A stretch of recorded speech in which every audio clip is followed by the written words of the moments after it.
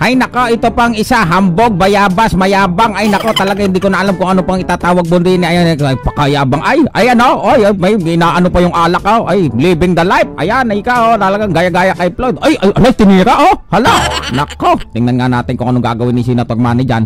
Ayan yan, balogbog. Tapos yung interview, pakinggan natin ito kung anong sasabihin. Halika nga ditong bullshit ka. Bakit ayaw talaga, panalo. Sangayo ka ba dun sa mga nagsasabing kaboses mo daw si Boy Bagsik, ha? Kahit magdala pa kayo ng buong barangay nyo, buong barangay na yata kayo, mag-isa lang ako. Ano kayo? Ano? Sige, mantuman.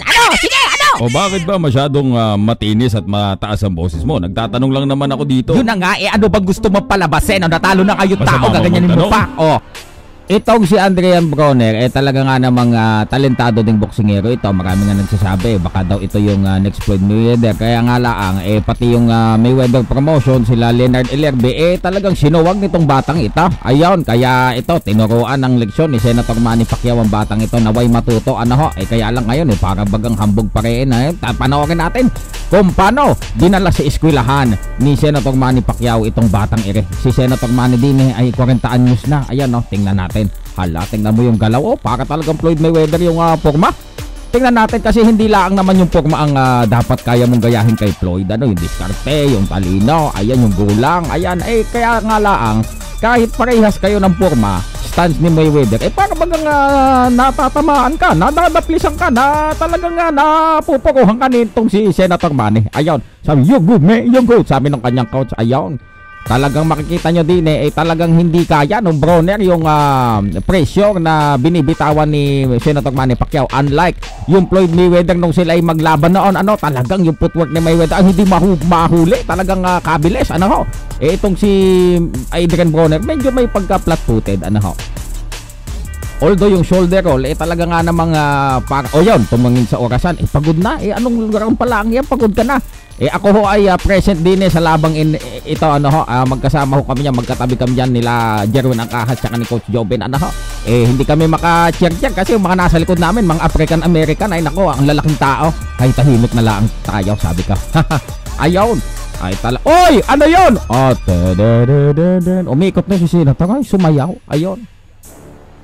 Makikita nyo talagang yung itong si Broner, pa isa-isa laang. Pa-counter laan ng isa, kulang iyan. Yung ginawa ng Floyd Mayweather, kung matatandaan ninyo 2015, ang ginawa niya, talagang inuunahan niya si Senator Manny. Kapag tapos naman, kapag atake yung Manny Pacquiao, talagang lilingkis agad, parang sawa yung Mayweather, at talagang hindi pinapabayaan na makakonekta yung Pacquiao. Ito si Broner naman kasi, copycat laang, hindi naman niya talaga, counter left hook, kaya lang nasaktan sa sikmo. Agay kako, nasulanan, kulag ka bro, sabi niya. Ayun, makita ninyo ayun, pero tumama si Broner doon. Kaya nga lang, kulang. Nag-average siya dito, mga kaibigan. Sabi nga ni Jim Gray, 8 punches per round laang ang binibitawan nitong si Broner. Halay, kasi pag naman nun, parang payday la ayun, binabalugbog na siya dito ni Senator Manny Pacquiao. Hala. Talagang iniipit na lahat na ng gulang ang ginagawa nitong si Adrian Broner, makawala laang dito sa parusa na pwede niyang sapitin dito sa hugupit na mga suntok ni Senator Manny Pacquiao. Ayun, dati kayabang nitong boxer na ito, lalo na nung wala pang talo.